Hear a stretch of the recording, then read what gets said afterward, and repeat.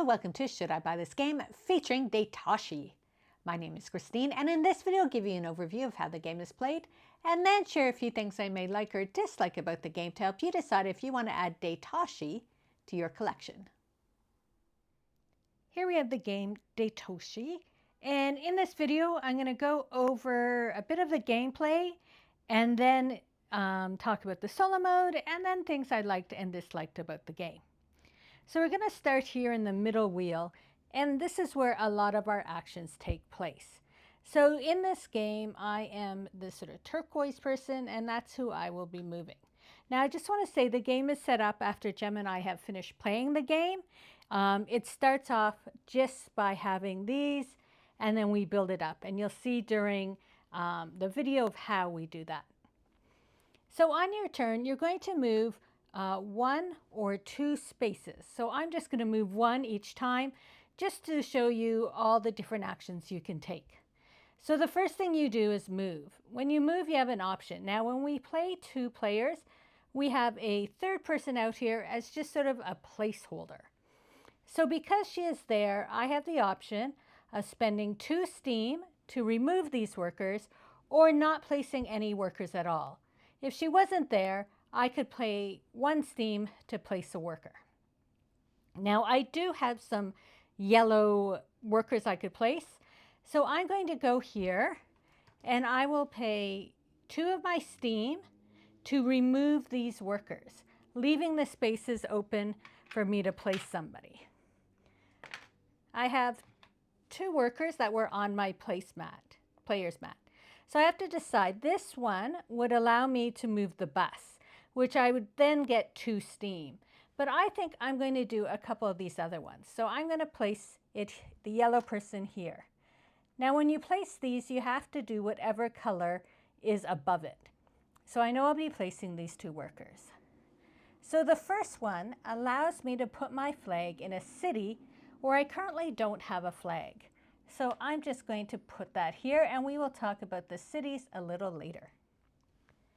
Then it allows me to move 2 cubes in my cube twice into my inventions. And over here we have my inventions.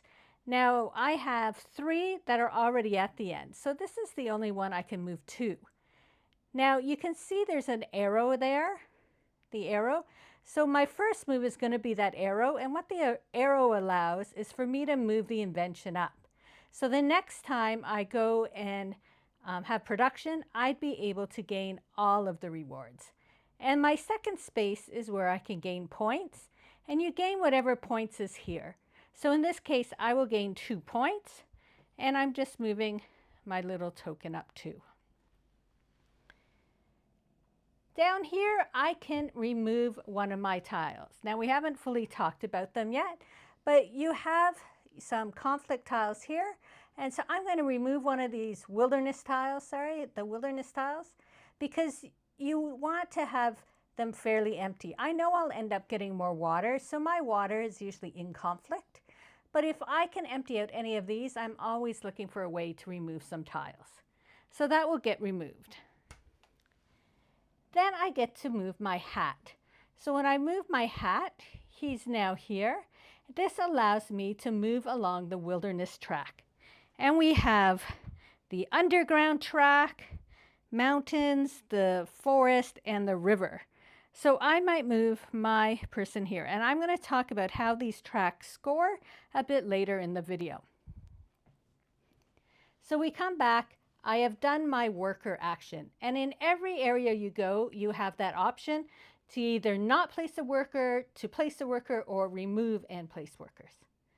Next, I have to get a tile, and so in this case, I need a river tile. So I come up here and I will take a river tile. Now, just so you know, when you take the second last tile from any of the tracks, that's actually going to prompt the end of the game. And because we had completed this game, that is why we're so low. Otherwise, the river tiles start over here or possibly here, 3 people, 4 people. And so depending how many people. Some of these you're going to put double tiles on, depending how many people. But typically there'd be a lot more full, but we're at the end of the game. So once you get your tile, you put it in the corresponding slot. So as I mentioned, you get a lot of river tiles. Now because I have more than one, it is in conflict. That means I get one blue worker and I get to move my thing 2 waters. So what we do is whichever way the arrow points, water goes down, coal goes up. I'm going to move it 2 down. Now while we're here, because I moved it 2 down, I'm actually not receiving any steam from that. As I move up, I am slowly getting to, as you move with the arrows, the next time I would get steam. So what that means is if I'm here, if I was to move 1 up, I would get some steam. Now let's see. As long as you're not in conflict with the forest, you would receive 3 steam. If you were in conflict, this would be turned over and you would only receive 2. So if I was to move up 1, if I had coal moving up, I would get 3 steam to add. But because I had water moving down away from that 0, at this point I get no steam. So you have to be moving with the arrows to receive steam. So you get a lot of water, so I'm going down a lot and I passed that 0 already. So for this time I did not receive any steam. So then we're back here and we're at our first action, and that is an innovation. An invention, I guess, an invention. And so these you need food to buy. So over here are our resources. We have food, electricity, building materials, and wealth. Now there's also a fortune tile that acts as a wild tile. I currently don't have any. And I'm going to talk about that a little later. But they would be worth 1 of anything. But because it's at the end of the game, I have a lot of resources. So back here at the inventions, I have the choice. I can buy 1 and receive all the benefits, or I can buy 2 and just add them into my player board. Now because I have so much food, I'm going to buy 2. But we look here and see, what am I getting already? I have some building, I have some wealth, I have some food, electricity. I sort of have a lot going on. So let's see what are some of the benefits. We'll get a 3 because I'll be able to move along those tracks. And then maybe I will take this one. It gives me a bus movement and I can move the yellow along the tracks. So because I'm getting 2, I'm going to put 1 here and 1 here. I do not receive these benefits at this point, but I have to pay 5 food, so it goes down like that. And then these will just get refreshed with some new tokens. And that is how the inventions work. So once you finish your turn where the other extra lady is, she now is going to move 3 spots. So it's sort of 1, 2, 3, and she wants to go in the spot where you would pay 1 steam. And she'll stay there until somebody else meets up with her.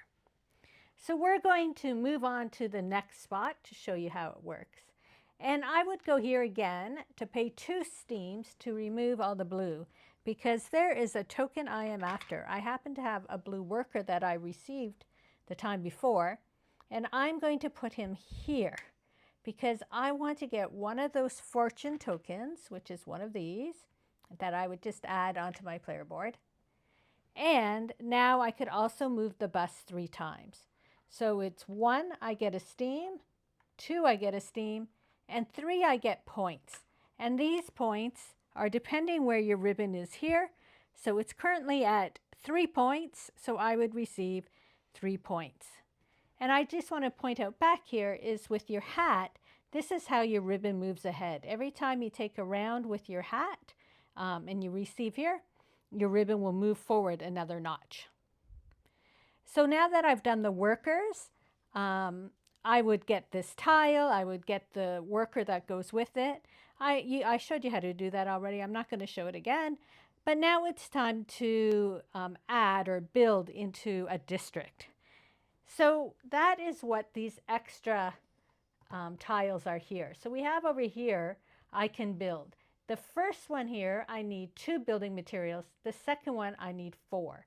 So since we only have the option to do 2, because you have to do it before the 4, I would take the top one of these tiles and place it here.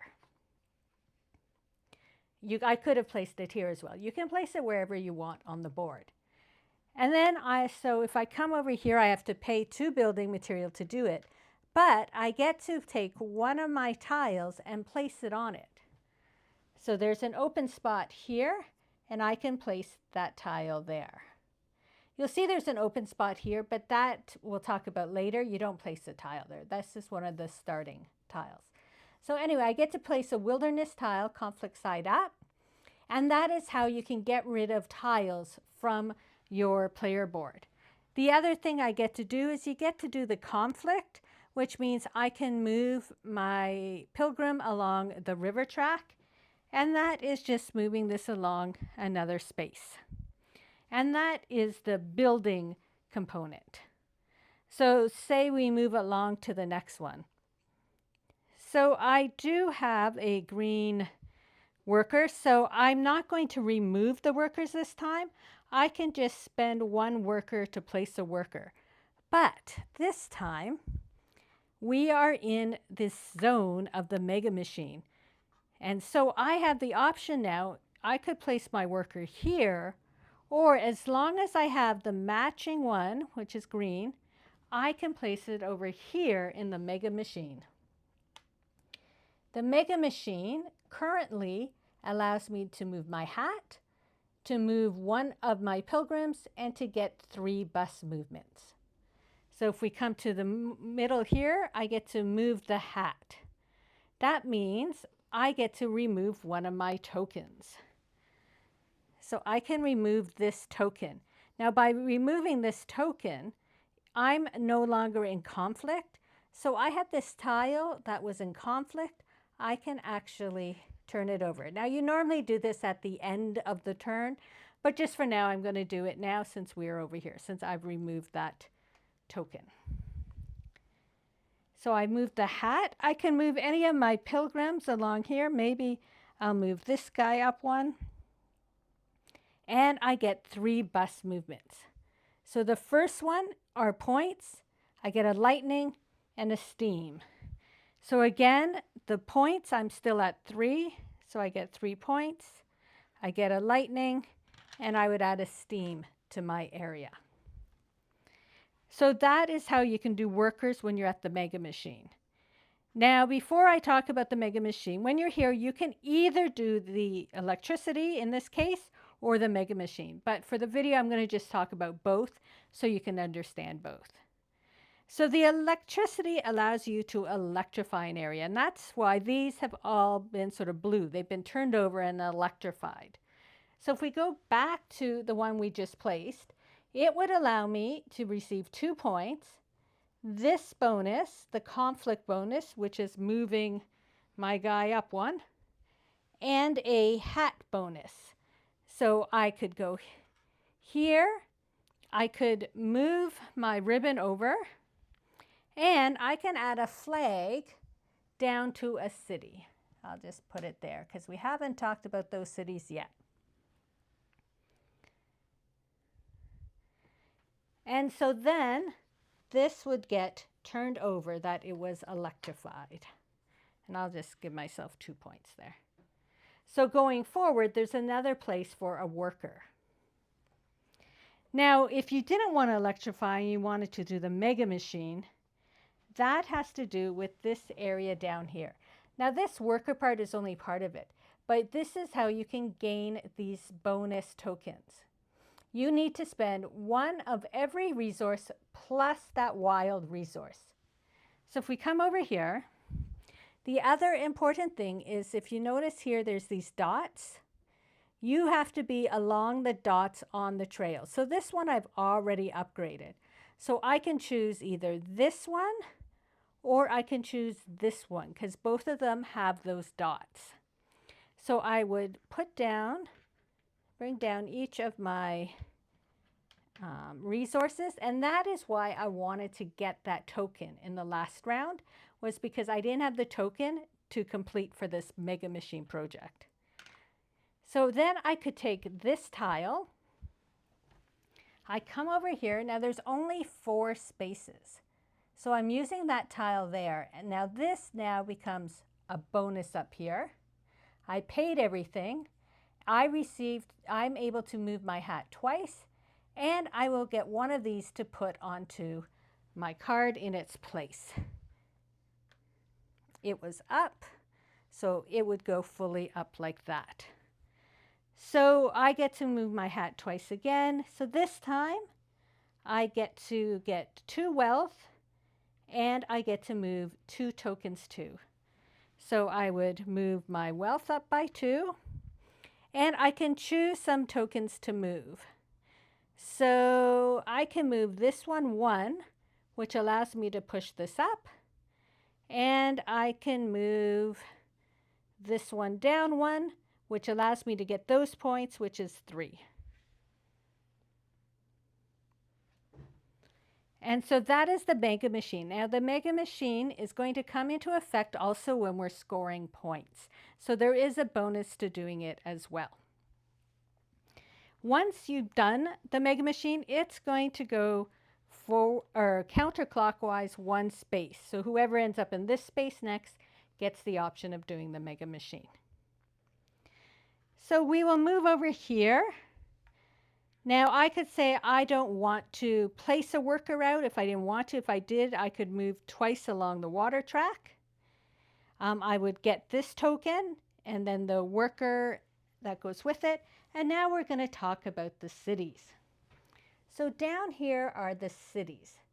And so what you need to do is pay the steam amount for whichever city you want to visit. Once you pay the steam, you pay in wealth tokens what you want to get out of it. So because I have 4 wealth tokens, maybe I will do this one. So I would pay 2 steam to go, oh, I already have a flag here, so that one might not be actually good. I will do this one. Oh, I have a flag here as well. Okay, let me talk about the flags. What happens is when I do this item, like I did, this is getting an invention, and I have a flag here, I can remove my flag to get the bonus. So that's the good thing of having flags, is that when I went to do electricity, I could remove the flag and move my hat. When I went to do this, I could remove the flag and get 4 steam.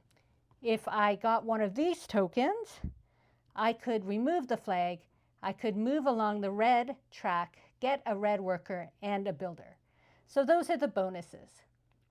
So say if I did 3 steam, because I don't currently have a flag here, and I paid 3 wealth, because I only have 4. Just going to move it down. First, I get to place my flag. Second, I would get 5 points. And then third, I get the benefits of the flag without taking it off. So I would receive 1 spot on the yellow track, a yellow worker, and a lightning.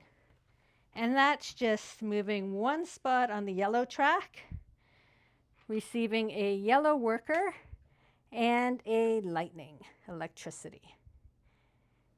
And then, as I said, in those other times, I would be able to, when I'm doing these actions, I can remove it and get whatever bonus is whatever bonus is displayed on the token where my flag is. And that is basically what you do in the cities. Now, the last place where I can go is here, and this is a wild, but you have to take a water and a tile of your choice. So you're getting 2 tiles here. But this allows you to do the mega city, get an invention, build electricity, or visit the city. You can do anything you want because it's sort of the town square area. And but by doing so, you will need a second tile. And those are the basic movements of the game. So this is our player board. And another thing you can do is go into production. But before we go into production, I just want to talk a bit more about these wilderness tiles. So if you have one, you're all happy.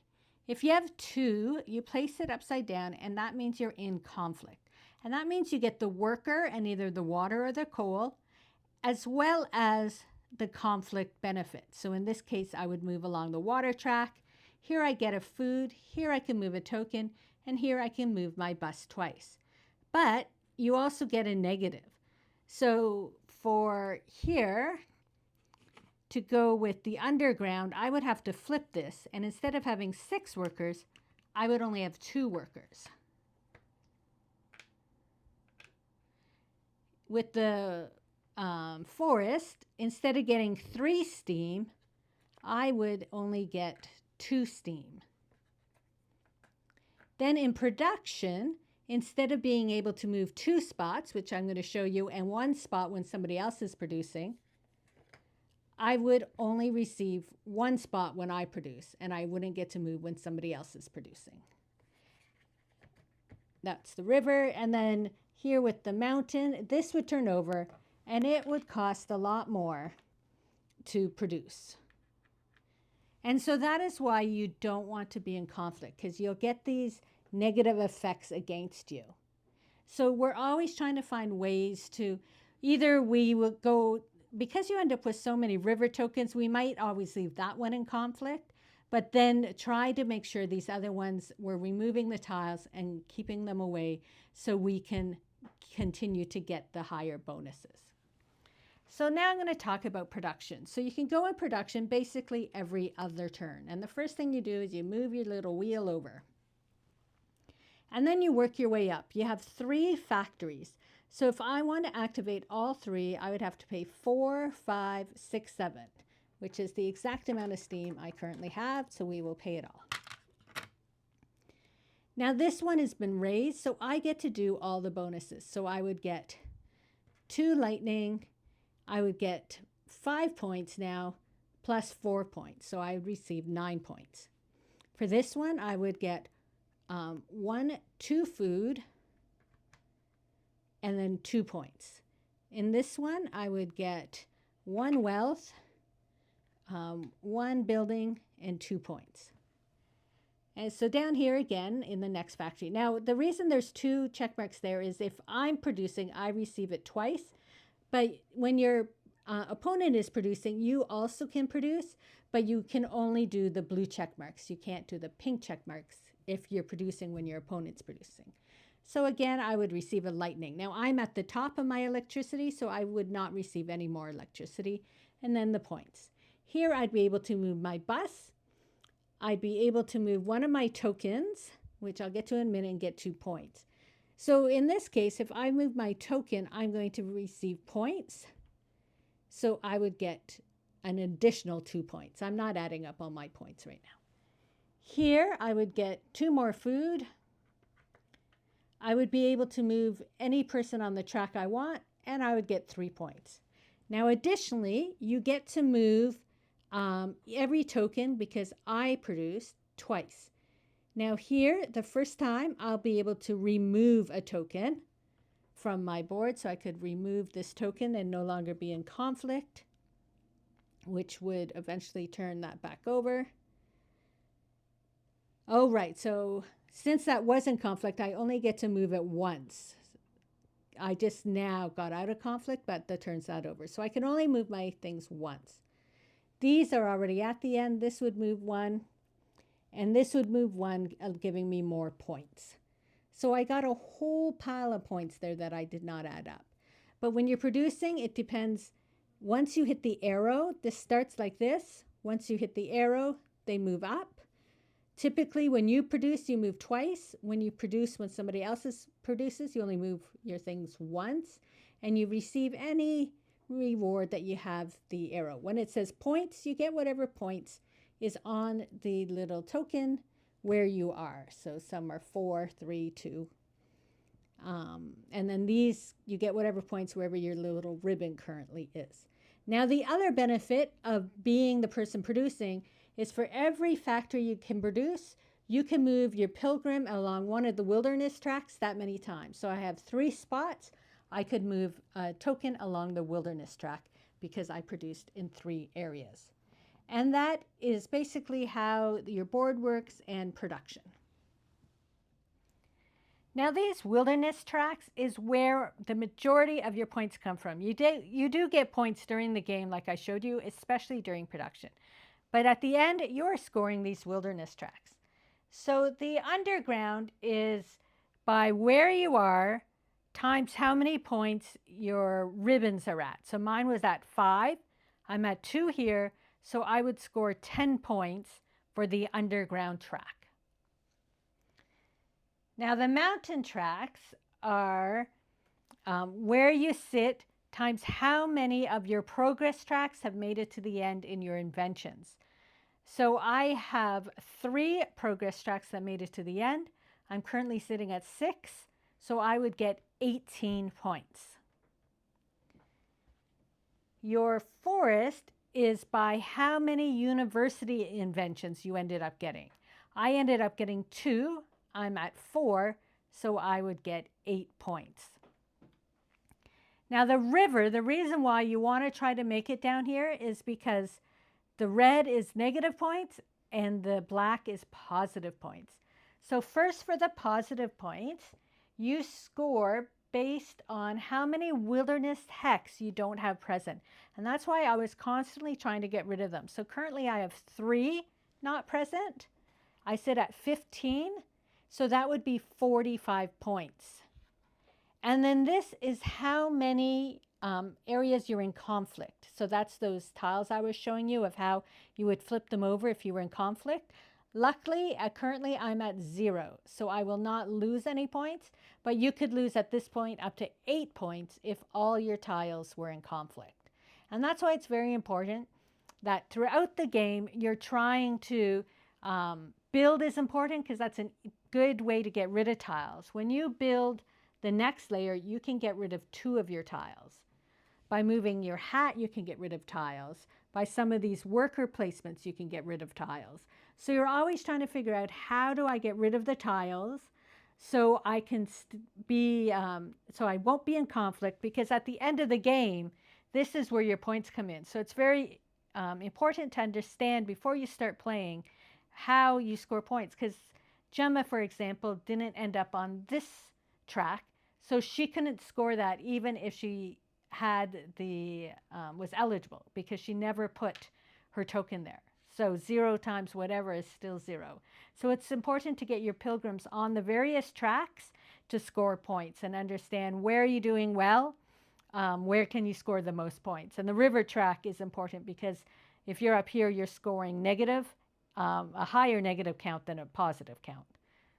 And so that is how the wilderness tracks work and the scoring.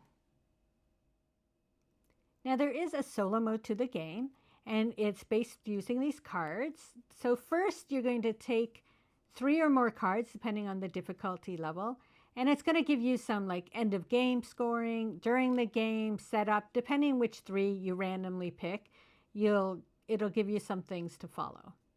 Then during the game, you have this deck, you turn it over, and it tells you where they want to go, if they're getting a tile, which tile they want to get, if they're moving a worker, which worker they want to move, like along which trail, stuff like that.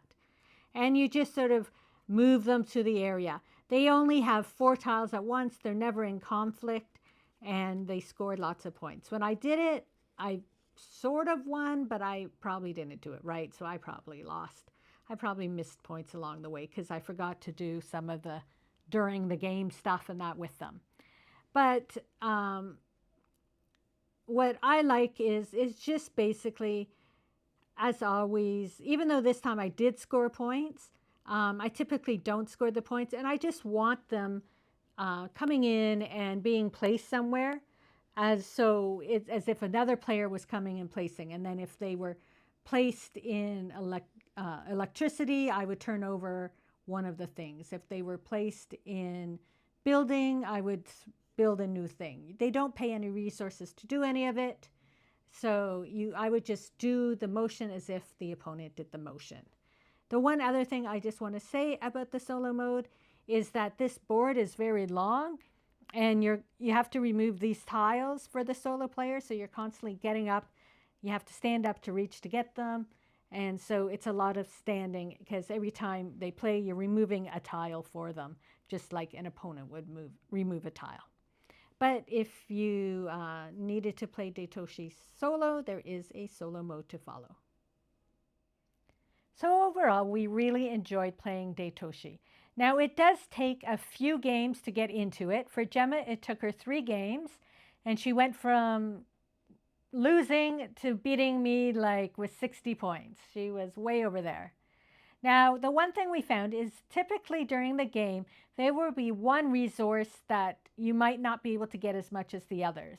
And so that is why we like to play with this board here with the electricity, because Gemma's favorite thing to do is electrify everything. Because once you electrify, the bonuses become better. Now, there are other boards you can choose from, and that one there is double-sided as well. But we like to play with the electricity one because she likes to have lots of electricity at her fingertips. So once you are able to get these tokens into your player area, then you get a lot more electricity. You're also, though, down here, making sure you get these inventions in, because that's the other way how you're getting resources.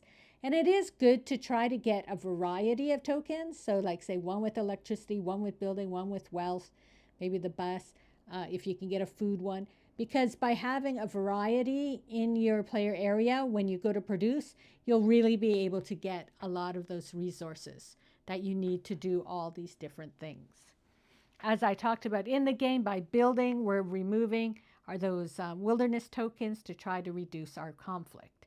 We really like sort of the steampunk look and feel and theme of the game, and the components are all really nice. I just bought this at the store. This wasn't a Kickstarter or anything, so all these components, to my knowledge, will come with every game. And speaking of production, I do recommend taking the turns to do it, because not only will you receive all the points and the items you have and you can move across, it's also how you become eligible to get the university pieces into your areas, the university inventions. And it's also another way how you can move along those tracks, because for each factory you produce in, you can move along the track. So it's really important to keep your production up as well. But as I said, overall, we really enjoyed playing Daitoshi, and I'd love to hear if you've played the game and what you think of it.